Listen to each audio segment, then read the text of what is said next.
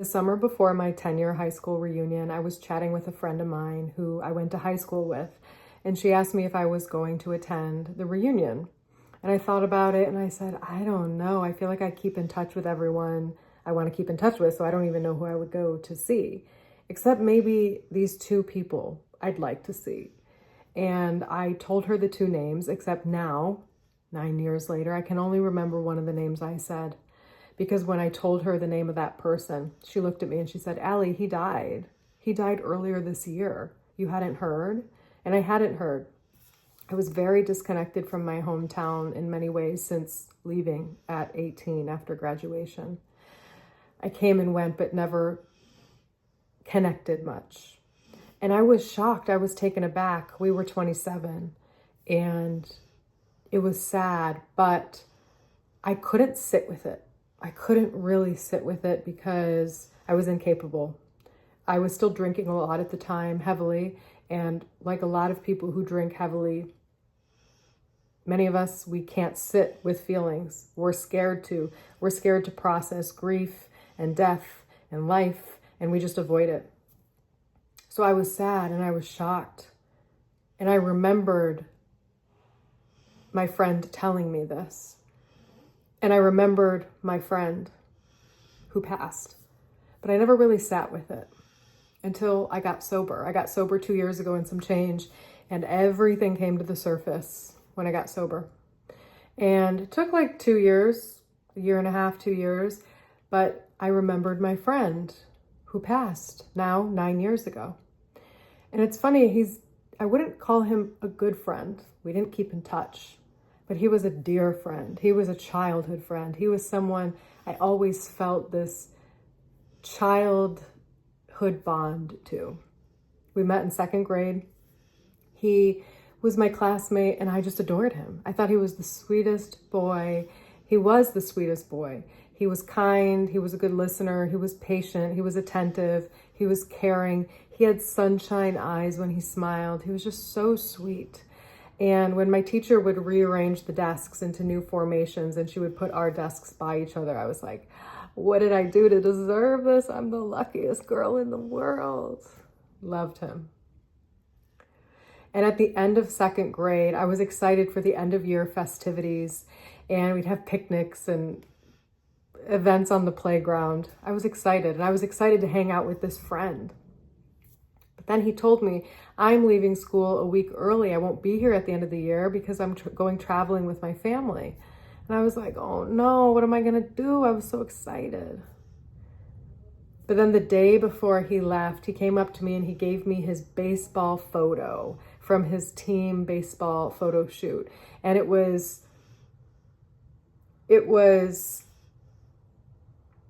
when children's baseball photos look like professional baseball photo cards. I don't know a lot about sports like that, but where they have their stats on the back. And he was on one knee and he trimmed with scissors the corners of the photo to kind of give it a fancy look. And when he did that and I saw the corners of the photo cut off, I was like, he likes me too. He's my buddy. He's my friend. I can tell because he gave me this photo. And it just meant so much to me. And then after second grade, the school district changed a bit and I went to a different school and I didn't see him, I don't think till high school.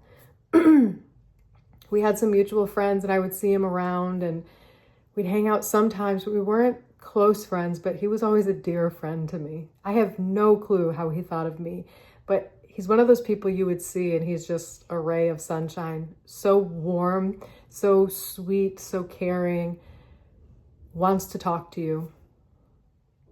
Listens. And then after high school, I saw him one more time at a party at the college that one of my friends went to. I visited my friend and I saw him at a party at some apartment complex. He was standing in the corner. I was like, what? Hey, oh my God. And he was still the same guy. You know how it is when you see a friend from childhood, in many ways you're bonded. There's such a sweet connection and it's so pure and true that even if you go your separate ways and you see each other later on, you're like, I love you. I adore you. You mean so much to me forever. Do you have that? I also feel that way with some kids I rode the school bus with. I'm like, we are locked in for life, even though I might never see you again. I just adore you and think of you fondly. Or am I the only one? I don't think I'm the only one. And I saw him at this party and I was chatting with him, and I remember it because people like that, you remember their sweetness. And as I mentioned, I was drinking for a long time. I was not in a good place. And I just remember when people are kind. It means so much. Even if you're not drinking, it means so much when it feels so true and pure. And then I never saw him again, but he was one of those people I would have liked to see at the high school reunion. And he passed away at age 27 in my hometown. And since getting sober, I wanted to sit with it. I wanted to remember him. I wanted to honor him in some way, even though we weren't close friends. He was a dear friend. He left an impression on me. And I looked into how he passed, and it appears that it was an alcohol-induced automobile accident. He was driving, he was under the influence, he hit a tree going fast. The speedometer on the car was stuck at a certain mile per hour. They can't guarantee that's how fast he was going, but the car was in bad shape and he passed away.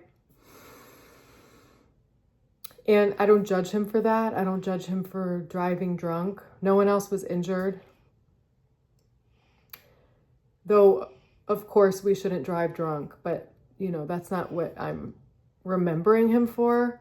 I have no idea if he was struggling with alcohol or if this was just a fluke.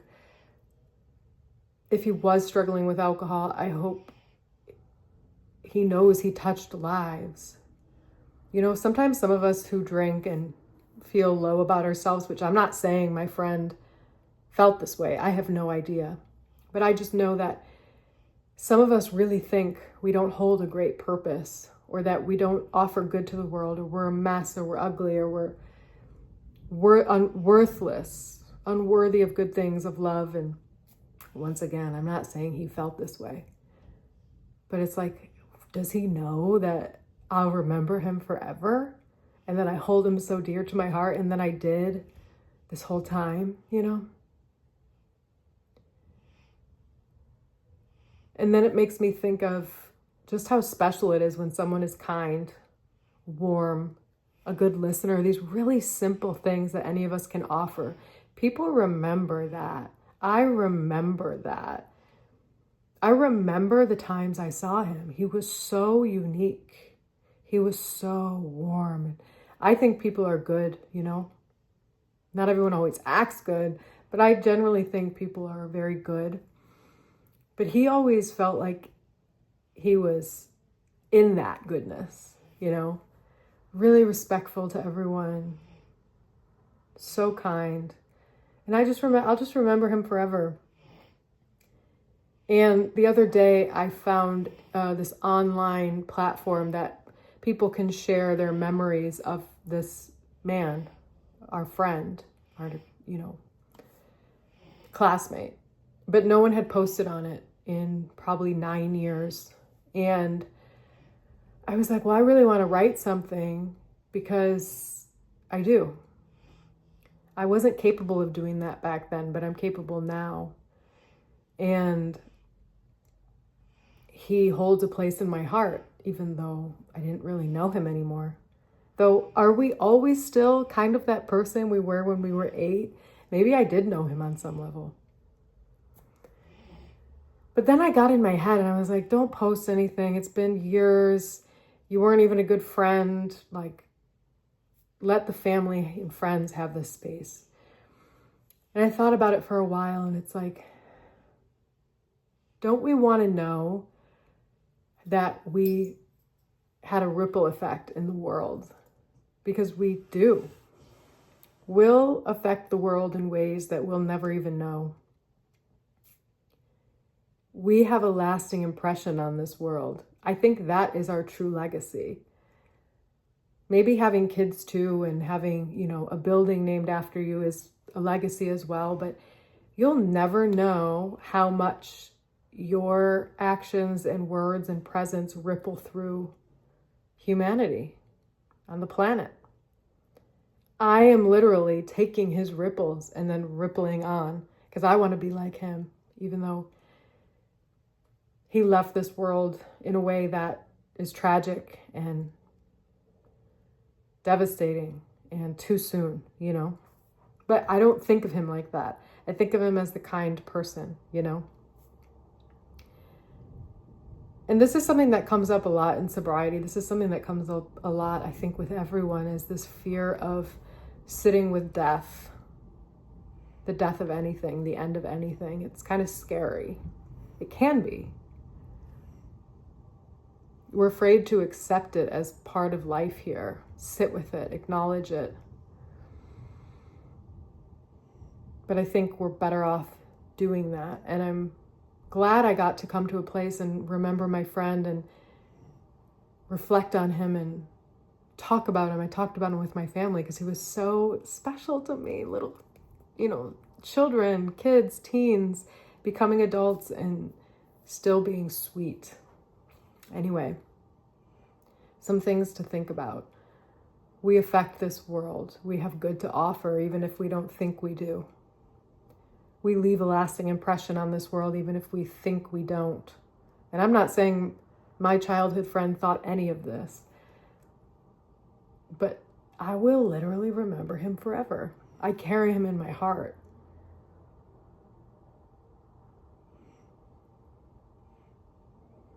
And now that I'm in this clearer place, I'm like, okay, I want to honor him more because he's someone who was always kind through the years. Oh my God.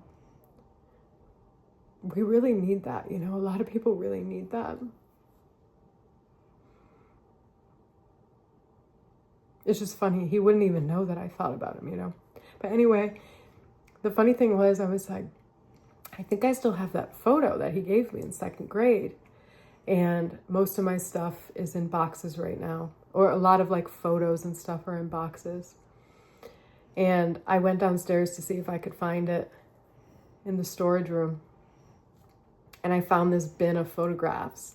And I opened it. Oh my gosh. And his photo was sitting right on top. I was like, wow, so cute. And yeah. Everyone is so special. I know that sounds so corny and people think that's corny, but it's just true, We all have things to offer, and the things we can offer are so much simpler than we might think they need to be.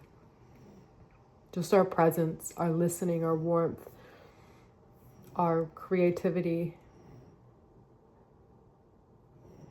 We're perfect.